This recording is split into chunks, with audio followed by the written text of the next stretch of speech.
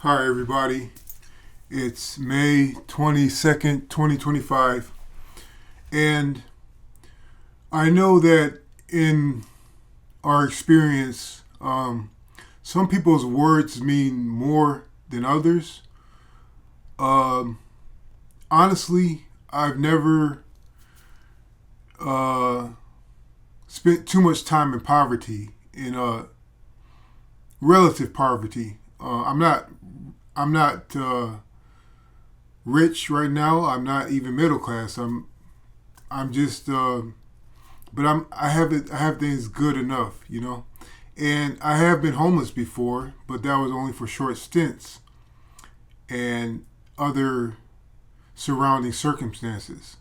So some people may disregard somebody like me, somebody's advice like me, because I've never had to deal with a life lived in abject poverty. And I can understand that because financial crisis, financial struggle is a very heavy thing, you know?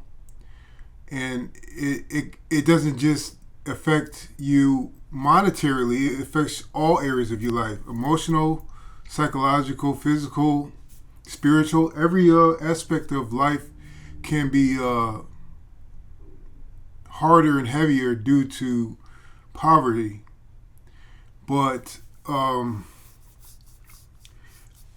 honestly, I feel like I'm coming from an honest place when I try to give my view of things. And I have suffered myself as well. And I'm not trying to complain about anything, but I've gone through pretty dark stuff, and I've never, I hardly ever had to worry about not eating for too long. Sometimes I've had problems uh, being able to find something to eat, but that was due to other circumstances.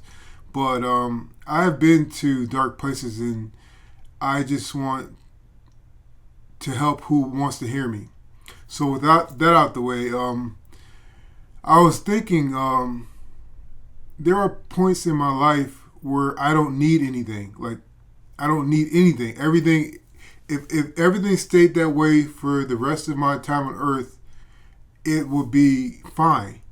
All my needs are met internally and externally, and that is a great circumstance to have.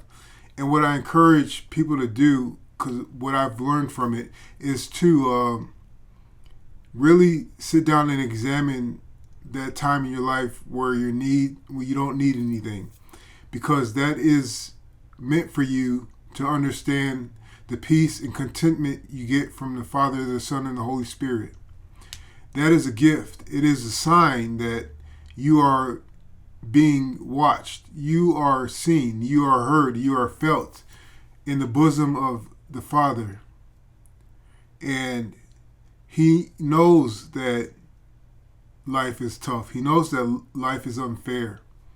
And He's with you. And so when you have those times when you're content and you just feel at peace for even a short amount of time, those are moments to remember. Now, to be honest, you can remember them pretty clearly, but that feeling of contentment doesn't stay. And that's not a punishment. It's not a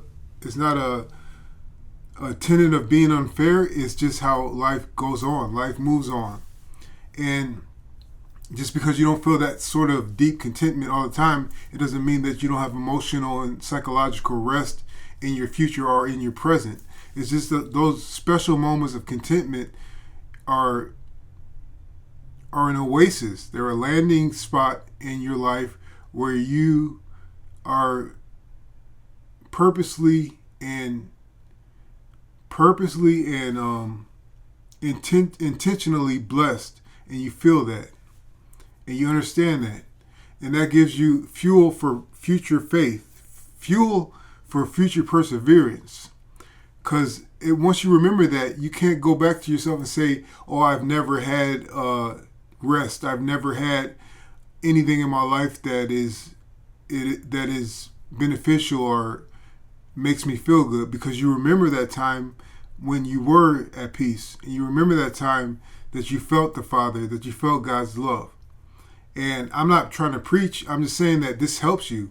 When you realize that life isn't all dark, that life isn't all a desert, that there are times when you genuinely feel fortunate, those are the times that sprout up your future of fortune, your future of rising, of loving life, and taking advantage of the gifts that the Father gave you, which are unspeakable, which are unknown at this point to you or me. So I encourage you to, when you feel content, when you feel that you don't need anything, just try to keep a spot open in your heart. Keep your mind's eye open. I hope this helps. Thanks.